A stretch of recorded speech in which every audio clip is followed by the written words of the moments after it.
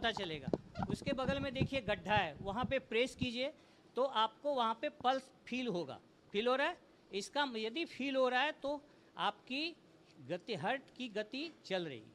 और वो करना कितने देर तक है? तो 10 सेकेंड तक करना है। ये नहीं कि आप देखे और छोड़ दिए, नहीं, 10 सेकेंड तक करना है। उसके बाद यदि मान लीजिए आपको ये नहीं मिला, साथ साथ हम लोग छाती की मूवमेंट देख लेते हैं कि छाती की मूवमेंट हो रही है कि नहीं। जैसे ये पुतला है, इसमें हम देख लिए और छाती का मूवमेंट देखें। यदि नहीं हो रहा है तो यदि हमको एसेस भी नहीं हो रहा है तो इसके नाक के पास कान ले जाएंगे ऐसे, और ये टोटल 10 सेकेंड तक कर लेना है हमको। 10 सेकेंड में नहीं मिल रहा है तब फिर हम लोग इसको CPR बोलते हैं, है ना सर। CPR स्टार्ट कर देंगे। उसमें CPR अब करते कैसे हैं, है ना, तो करने का तरीका है। और उसमें हम लोग क्या करते हैं, जैसे मान लीजिए कोई एक आदमी है, गौर से देखिएगा, तो ये निप्पल की लाइन है, ठीक है, और यहाँ की बोन जो होती है आगे, एक चौड़ी सी बोन है, इसको हम लोग बोलते हैं स्टर्नम, है ना। तो lower part of the sternum, ये स्टर्नम जो ये बोन है या ये जो निप्पल की लाइन है, उसके नीचे वाले पार्ट को प्रेस करते हैं, ठीक। प्रेस करने का तरीका है, दोनों हाथ को ऐसे कीजिए, या जो आप डोमिनेंट आपका हैंड है उसको नीचे रखना है, उसके दूसरी हाथ को ऊपर रखना है, ठीक, और इसके ऊपर प्रेस करना है, ठीक। प्रेस करने के लिए आप लोग जैसे अच्छा तो रहेगा कि ज़मीन पे कीजिए। हम लोग का जैसे हॉस्पिटल में होता है तो बेड के नीचे हम लोग एक उसका बोर्ड आता है, CPR बोर्ड, या कोई लकड़ी का तख्ता, प्लाई का तख्ता लगा देते हैं, ठीक, या हम लोग एयर बेड लगाए रहते हैं तो उसकी हवा निकाल देते हैं, ठीक।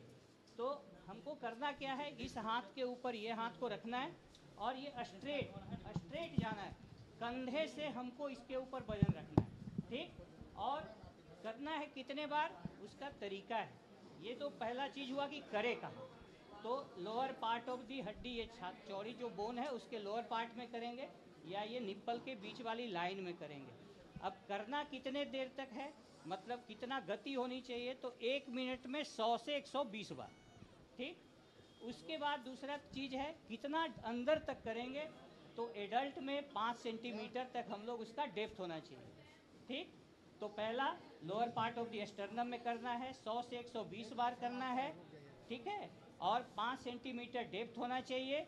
और जितना हम दबाएंगे उतना ऊपर फिर हाथ को छोड़ेंगे, क्यों कि मान लीजिए आप हार्ट को ऐसे दबाते हैं और उसको छोड़ेंगे तभी तो फिर वापस ब्लड आएगा, तो उसमें आप फिर उसको दबाएंगे तो फेंकेगा।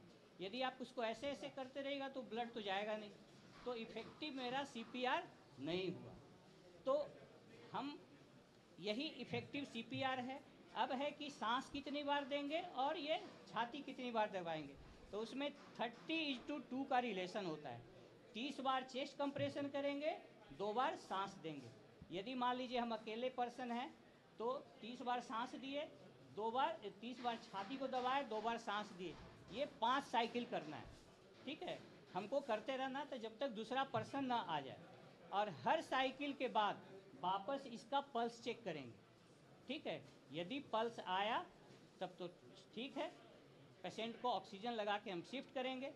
यदि नहीं आया तो कंटिन्यू रखेंगे, और एक आदमी सिर्फ 5 साइकिल ही करेगा, 30:2 ये 5 साइकिल करेगा, क्योंकि उसके बाद इफ़ेक्टिव CPR नहीं होता है, सब कोई थक जाता है।